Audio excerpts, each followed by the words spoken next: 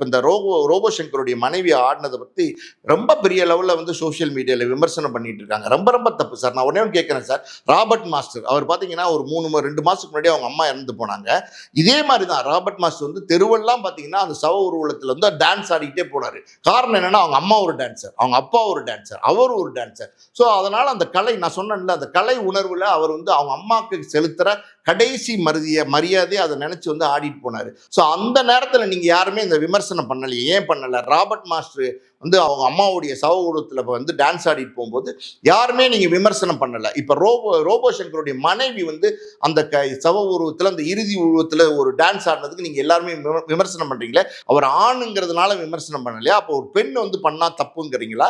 என்ன சொல்ல வரீங்க? அதாவது புதுமை பெண், அதாவது புரட்சி பெண், இந்த சமுதாயத்தில் வந்து ஆணுக்கு சமம், பெண் உரிமை உண்டு, எல்லாமே புரட்சி பேசுறாங்க சார். பேச்சோட நிக்குது. பல விஷயங்கள் இன்னைக்கும் தடுக்கப்படுது. ஒரு பெண்ணு வந்து செஞ்சுட்டா அது விமர்சனமா? பெண்ணு வந்து செஞ்சுட்டா அது தப்பா? அந்த கணவன் மனைவியோட துக்கம் உங்களுக்கு தெரியுமா? அந்த அம்மா வந்து ஒரு வீடியோ போட்டிருந்தாங்க. அதாவது வந்து அந்த அம்மாவை வந்து அலங்காரப்படுத்துறாங்க. அந்த பணத்தை எடுக்கிறதுக்கு முன்னாடி, ரோபோ சங்கரோட பாடி எடுக்கிறதுக்கு முன்னாடி அந்த அம்மாவை வந்து பெண்கள்லாம் சேர்ந்து அலங்காரப்படுத்துறாங்க. அப்ப அந்த அம்மா வந்து கதறி அழுகுறாங்க. சங்கரு, சங்கரு, எனக்கு பூ வைக்கிறாங்க சங்கரு, எனக்கு பொட்டு வைக்கிறாங்க சங்கரு, நீ இல்லையே சங்கரு, நீ இல்லையே சங்கருன்னு அழுகுறாங்க. வேதனை